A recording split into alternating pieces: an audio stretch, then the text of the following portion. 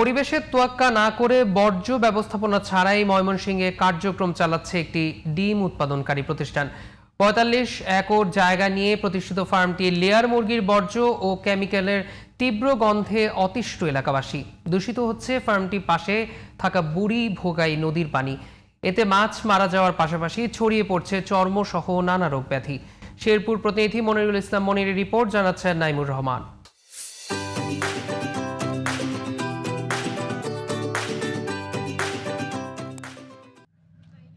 একপাশে ময়মনসিংহের হালুয়াঘাট উপজেলার জুগলি, অন্য পাশে শেরপুরের নালিতাবাড়ি উপজেলার সোহাগপুর গ্রাম।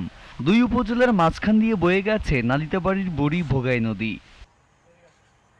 প্রায় 10 বছর আগে নদীর পূর্ব পাড় ঘেঁষে জুগলি গ্রামে গড়ে তোলা হয় Rana farm and hatchery limited নামে একটি ডিম উৎপাদনকারী প্রতিষ্ঠান।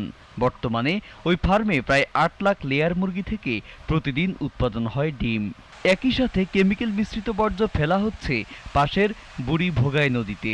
বাড়িগুলি যা দেখতেছেন সবগুলি গন্ধ ছড়া মানুষ অসুস্থ হয়ে যায়। এরকম একটা দুর্গন্ধ ছাড়া এখানে বসে থাকা যায় না। রাস্তা দিয়ে স্কুলে যাই বা ক্লাস করি তখনও দুর্গন্ধ ছড়ায়।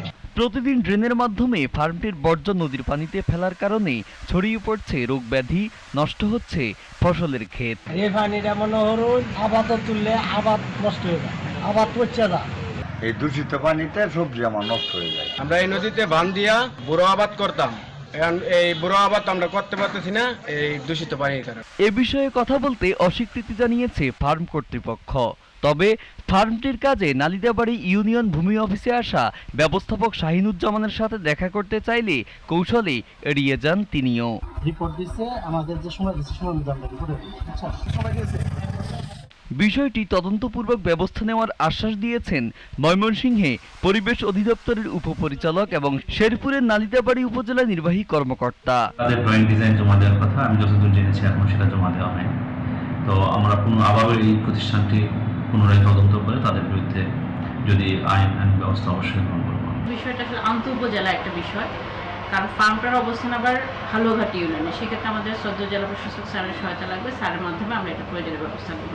তবে শুধু আশ্বাস নয়, দ্রুত প্রতিশ্রুতি বাস্তবায়ন করে দুই উপজেলার অন্তত 15,000 মানুষকে পরিবেশ বিপর্যয়জনিত ক্ষতির হাত থেকে রক্ষার দাবি জানিয়েছেন ভুক্তভোগীরা।